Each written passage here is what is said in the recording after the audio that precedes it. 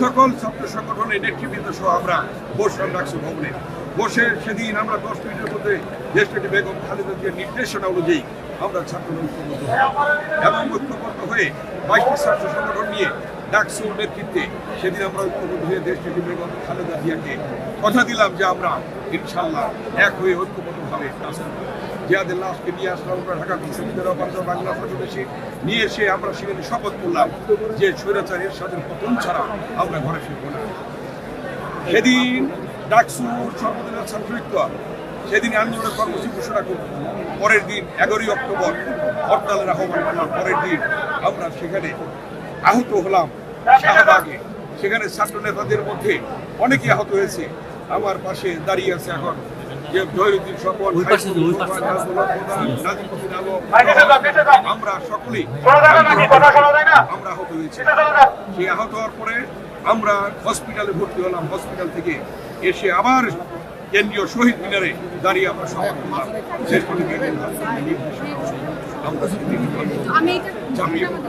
এবং পতন হলো, ডাক্তার মিলন শহীদ হলো, টার্নিং পয়েন্ট হলো। সেখানে আন্দোলনের সেখানে আমরা কাজ করে সেদিন আপনারা দেখেছেন দেশটি বেগম খালেদা জিয়া 15 দল 7 দল 8 দল নেতৃত্বে একটি গণমিছিল হওয়ার কথা ছিল। সেই গণমিছিলটি অর্থ ছিল শহীদ মিনার থেকে।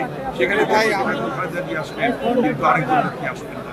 বেগম খালেদা জিয়া সেই শহীদ মিনার থেকে নেতৃত্ব দিয়ে মিছিলকে শোক মিছিলকে নিয়ে গেলেন। সেখানে অন্যান্য দলের নেতারা ছিল, একজন নেত্রী আসবেন না কেন? তিনি রাতের অন্ধকারে সাথে সাথে হাত তুলিয়েছেন। দেশটি বেগম খালেদা জিয়ার যে আন্দোলন, তার যে আন্তরিকতা, সেটা আজকে ভাষায় প্রকাশ করা যাবে না। তার 16 বছর দীর্ঘদিন তিনি জানেন যে মিথ্যে মামলায় মিথ্যে সাজা দিয়ে তাকে জেল খাটিয়েছে। ন্যূনতম চিকিৎসার ব্যবস্থাটুকু তাকে দেওয়া হয় নাই এবং আওয়ামী লীগের চেয়ারম্যান মেম্বার তারা বিদেশে চিকিৎসা পেয়েছে, কিন্তু বিএনপির চেয়ারপারসন 3 বার প্রধানমন্ত্রী বীরুত্তমের উত্তরসূরি, একজন বীরুত্তমের স্ত্রী, একজন সেনা প্রধানের স্ত্রী, একজন রাষ্ট্রপতির স্ত্রী হিসাবে 3 বারের প্রধানমন্ত্রী ন্যূনতম চিকিৎসার ব্যবস্থা করেন না, কারণ তাকে সুপ্রয়োজনের মাধ্যমে হত্যার উদ্দেশ্য ছিল। সেটি হয়েছে। এই হত্যার দায় আওয়ামী লীগ শেখ হাসিনা এড়াতে পারবেন না, জবাব দিতে হবে।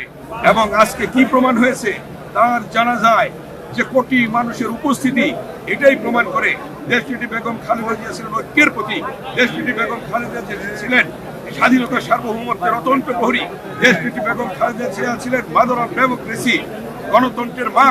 দেশটি বেগম খালেদা জিয়া ছিলেন জনগণের মা। তিনি বলেছিলেন আমার ঠিকানা বাংলাদেশ, মানুষ, আমি বিদেশে যাব না। কিন্তু অনেকেই বিদেশে পালিয়ে গেছে এই মাটি ছেড়ে যাননি, যার জন্য বিএনপির ভারপ্রাপ্ত চেয়ারম্যান তারেক রহমানকে কিভাবে নির্যাতন করেছে, নিপীড়ন করেছে আপনারা জানেন। তাকে নির্যাতন নিপীড়নের মধ্য দিয়ে তাকে চিকিৎসার জন্য সে বাইরে যেতে হয়েছিল। জামিন নিয়ে তিনি বাইরে চিকিৎসার জন্য যে রাজপথে পৌঁছানো হয়েছে। তারপরে আপনারা জানেন আজকে জনাব তারেক রহমান তিনি দেশে এসেছেন, দেখেছেন অভূতপূর্ব সারা বাংলাদেশ মনে কোথায় তারা গ্রহণ করে নিয়েছে। তাই আজকে আমরা মনে করি দেশটি বেগম খালেদা জিয়ার অসমাপ্ত কাজ এবং জিয়াউর রহমানের অসমাপ্ত কাজ, সেই স্বপ্ন বাস্তবায়ন করবেন আগামী দিনের রাষ্ট্রনায়ক জনাব তারেক রহমান।